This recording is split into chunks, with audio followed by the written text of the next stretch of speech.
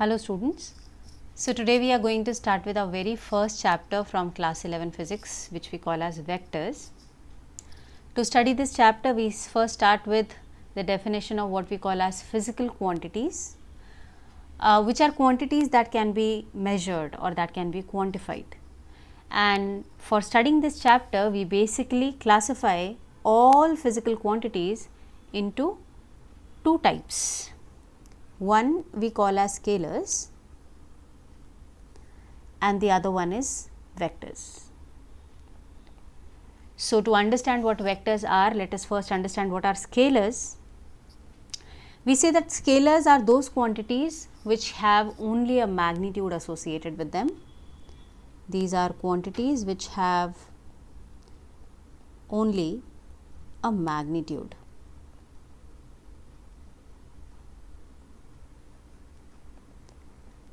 Now, what do we understand by the term magnitude? Magnitude itself has two components to it. One is the numerical value of the quantity and the other is the unit associated with that physical quantity. Okay. So, just to take a few examples, let us say we have length as a physical quantity. If we want to define some length, let us say for example 10 meters. 10 here is the numerical value of the physical quantity length and meter will be its unit. So, this whole thing together is called the magnitude of the physical quantity named length. Similarly, we can have let us say time, for example 20 seconds, this is the numerical value and this is the unit, and so on. You can have many other quantities, for example mass, speed, distance travelled. All these are quantities which are scalars. You just need one single magnitude to describe these quantities completely. On the other hand, vectors are a little special in that sense because they have two entities that are to be defined in order to specify vector quantities completely. So, we say that vectors have a magnitude and along with that they have a direction also associated with them. So, magnitude is just the same way as we have for scalars. Magnitude will contain a numerical value as well as the unit of the physical quantity, but along with that we now have to specify the direction of a vector quantity as well. For example, force is a vector, and if I have to specify any force acting on a body along with its numerical value and the unit, that is its magnitude. For example, let us say we have a 10 Newton of force. Along with that, we have to specify the direction in which this force is also acting. So, let us say this force is acting in the eastward direction. So, only when the magnitude as well as the direction both are specified together, only then the representation of this vector quantity will be complete. Only then it will be completely described. A few more examples of vectors could be acceleration, velocity, then a quantity that we call as momentum, and there is one important aspect associated with vectors. Because vectors have a direction that is associated with them, in order to specify, in order to denote a vector quantity, we have to use a special symbol for that.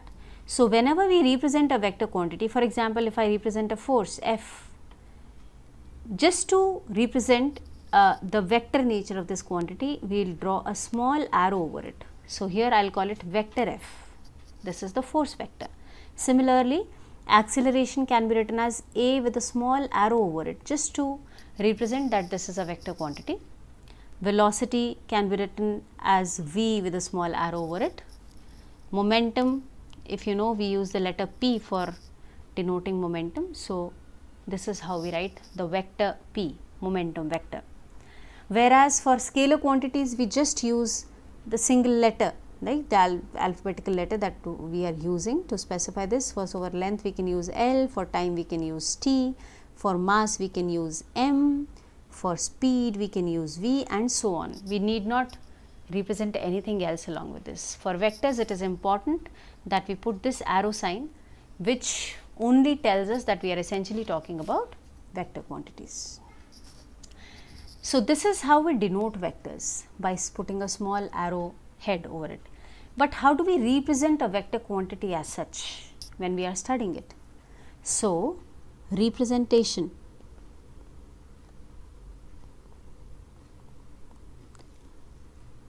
of a vector.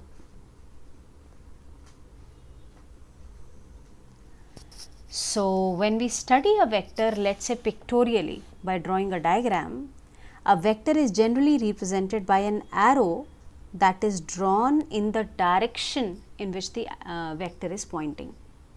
So if I've drawn this arrow and if I call it the force vector F, this arrow represents the direction in which the force is acting. So as we can see here, this arrow is pointing towards right. So this force that I am talking about will be a force acting towards right. Similarly, I can talk about, let's say, a velocity vector which is pointing in some other direction. So this arrow that I have drawn here basically represents a velocity which is in this particular direction in which we have drawn this arrow, right. Then similarly we can have any other vector, acceleration vector, let's say, which is pointing in the upward direction, and I can represent it by drawing an arrow which is pointing upward. So we can use one single letter to represent a vector, as well as we can use two letters, one at the tail of the vector, let's say O, and one which is at the head of the vector, P. So this vector F that is represented by this arrow that we have drawn pointing towards right can also be written as the vector OP, the vector that starts from O and ends at P. Okay, both of them will represent the same vector, and the length of this arrow that we have drawn gives us an estimate of the magnitude of this vector. So if we just try and compare the length of this arrow, let's say, with the second arrow and then the third arrow, if we are just able to compare the lengths, we can also compare the magnitudes of the vectors that they are representing, right. Mathematically, the magnitude of a vector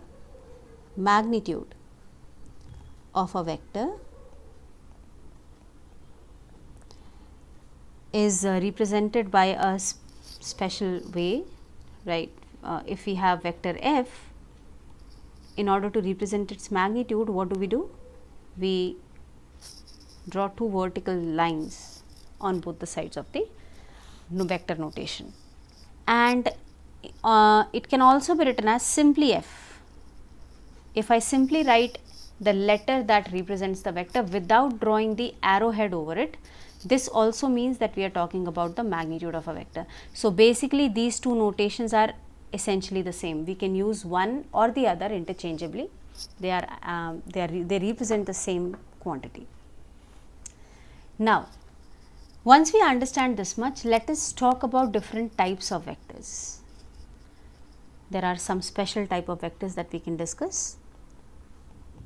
Types of vectors. And the first type that we shall talk about here is parallel vectors. What are parallel vectors? We say that parallel vectors are, just as the name suggests, are the vectors that are parallel to each other. So just to show it to you, if I draw a vector A, let us say, which is represented by an arrow drawn in the rightward direction, and I draw another vector like this. As we just look at these two, we understand that they are pointing in the same direction. Yes, though their lengths are different, that means their magnitudes are different. Since the two vectors are pointing in the same direction, they are called parallel vectors. So parallel vectors are essentially the ones that point in the same direction.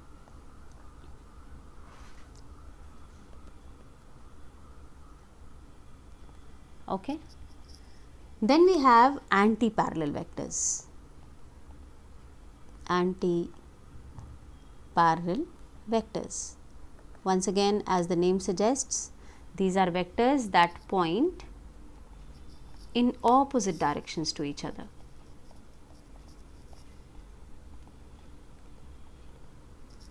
So just to show you through a figure, if vector A is the same previous vector that we have taken, whereas we have a vector C which is, let's say, pointing in the opposite direction to the vector A and having a different magnitude in general, then vector A and vector C can be called to be anti-parallel to each other.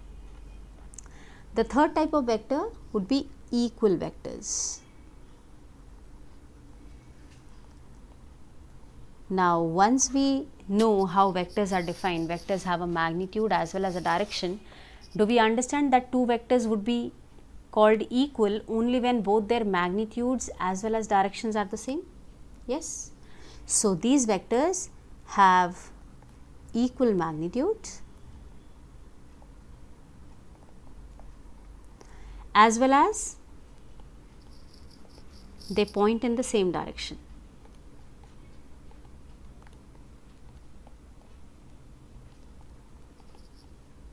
So, if I have a vector A and just equal to this I have another vector, vector D, then we would write vector A is equal to vector D, which will be basically true only if vector A and D both are parallel as well as equal in magnitude. Now, there is one important point that you all must understand here, that when we say that two vectors have the same magnitude, magnitude contains the numerical value as well as the unit. Yes. So, if two vectors are equal, they should have the same numerical value as well as the same unit. If two vectors have the same unit, I hope we all understand that it basically means that the two vectors are representing the same physical quantity. So, two vectors can only be equal to each other if they represent the same physical quantity. Only a velocity vector can be equal to a velocity vector. A force vector can be equal to a force vector. A velocity vector and a force vector, though they might have the same numerical value, can never be equal to each other because their units are different. So, this is one important thing here. The next vector that we can talk about would be negative of a vector. Negative of a vector. Now that we have talked about equal vectors and anti-parallel vectors also, it's easy to understand what would be negative of a vector. These are vectors with same magnitude but pointing in the opposite direction. Same magnitude but pointing in opposite directions.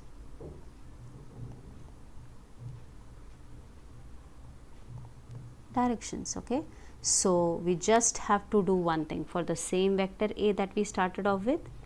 This time we have to take a vector E which has the same magnitude as vector A. That means the length of the arrow should be the same, but vector E should be just pointing in the opposite direction to vector E. In this particular case, understand that magnitude of vector A will still be equal to magnitude of vector E. Yes, because their lengths are same, but they are pointing in opposite directions. In case of equal vectors, understand that the magnitudes will be the same here also, but here along with that the direction is also same. But in case of negative vectors, direction is opposite, right? So, these are four basic type of vectors that we can compare with each other. The next type that we talk about is coplanar vectors.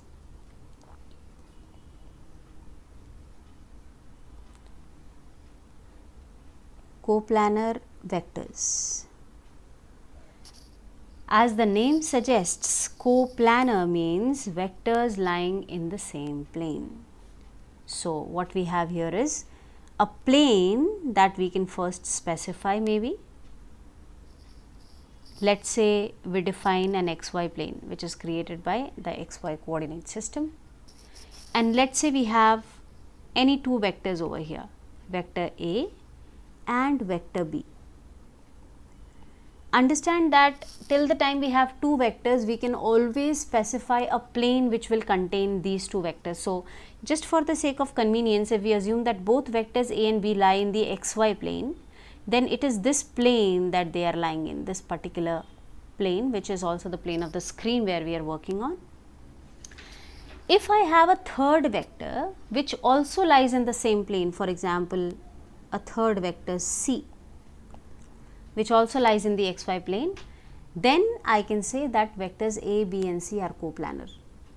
Otherwise, understand that we can always have a plane defined by two vectors and then you can have a third vector which does not lie in that plane, right? So, it is only for three vectors that we can check for coplanarity, whether the vectors are coplanar or not, right? So, these are the vectors lying in the same two-dimensional plane, and we shall talk about coplanar vectors a little while after doing a little more basics of vectors. Then we shall talk about coplanar vectors in detail. The sixth type of vectors that we are going to discuss is unit vectors. Once again, as the name suggests, unit vectors are the vectors that have vectors having magnitude of unity. Magnitude of unity or 1, right? So, any vector that has a magnitude of 1 would be called a unit vector, and we have a special notation for unit vectors. If there is a vector that is represented by the letter A, then a unit vector is represented by drawing a cap, a small cap over the letter A instead of drawing the arrow sign for the vector. This is how we represent unit vectors, okay? So, just to understand the concept of unit vectors more clearly, because this is a very important aspect of studying vectors, if we take a vector A, let's say, this is vector A for example, and it has a certain magnitude. Just for the sake of convenience, let us take the magnitude of vector A to be 5 units. This vector can represent any physical quantity, but it has magnitude of 5 units. Which means that if I divide this vector that we have drawn to represent vector A in 5 equal parts, 1, 2, 3, 4 and this is the 5th part, do you all understand that if this total vector has a length of 5 units, then each of these lengths that we have divided this vector into will have a magnitude of 1? Yes. So, if I take just one part out of these divisions, this one small vector if I take, do we all understand that this vector will have a magnitude of unity? That's one, because what we have just now done is we have divided a vector, this vector A, with its own magnitude 5, right? And then we are just taking one part out of it. So, naturally this part will have a magnitude of 1. So, we understand that if we want to find out a unit vector out of a given vector A, or for that matter any other vector, the unit vector A can be obtained by dividing the vector A by its own magnitude. This is how we define unit vector for a given vector. So, if we know any vector, if we have been given any vector, we can easily find out the unit vector corresponding to it just by taking the vector and dividing it by its own magnitude. We shall know in the following videos, we shall see what is the process of finding out the magnitude of a vector if the vector is known to us, and then how to find out unit vector. Okay. Now, understand that this expression can also be written as vector A divided by magnitude of vector A, for which we can use this notation also. Simply writing the letter without the arrowhead also represents the magnitude, right? So, now one important thing that we can derive from here is, if this magnitude term is taken on the other side of the equality sign, this same expression can be written as vector A is equal to magnitude of vector A times A cap. Yes, which tells us that the vector A is nothing but equal to its magnitude. This is the magnitude of vector A times the unit vector, which we now understand should specify the direction of the vector, because we know that a vector consists of two essential entities. One is its magnitude and the other is its direction. Magnitude is represented by this quantity, so naturally the direction must be represented by the second quantity, which is nothing but the unit vector. So, from here we understand an important application or usefulness of unit vectors. Unit vectors help us obtain or specify the direction of a given vector. So, that is where unit vectors are helpful. Unit vectors help in determining the direction of the vector.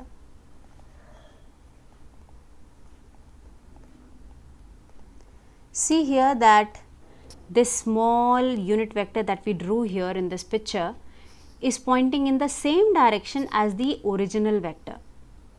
So, this vector, this unit vector essentially is able to tell us the direction of the original vector, right? So, that is where we use it. Now, once we understand the concept of unit vectors, we should also know the standard 3 unit vectors that we use while we work in the 3-dimensional Cartesian coordinate system, standard unit vectors. So, whenever we study in a given space, which we can always represent by the 3-dimensional coordinate system, the x, y and the z axis, there is a certain standard unit vector that we use along the x axis. So, if there is a vector which is pointing along the x axis having a magnitude of unity, it is written as I cap. A small I with a cap over it is nothing but a unit vector pointing along the positive x direction. Similarly, a unit vector pointing along the positive y direction is called j cap. It is a unit vector along the positive y direction, and k cap is a unit vector pointing along the positive z direction. So, these are 3 standard unit vectors that you should know while you are working with vectors. How are they used? For example, let us say we want to write a vector corresponding to 10 meters per second of velocity pointing along the positive x axis, So, remember that we can now write a vector by specifying its magnitude and its direction, which is represented by its unit vector. So, here this will imply that if I want to write my velocity vector which has a magnitude of 10 meters per second and it is pointing along the positive x direction, we now know that a unit vector along the positive x direction is I cap. So, this will become my velocity vector which has a magnitude of 10 meters per second and is pointing along the positive x direction. Similarly, you can write any other vector which is pointing along any of these 3 directions having any magnitude now, right. In fact, if we have vectors which are pointing in the opposite, the negative x, y or z directions, all we need to do is just put a minus sign along with this unit vector to get that vector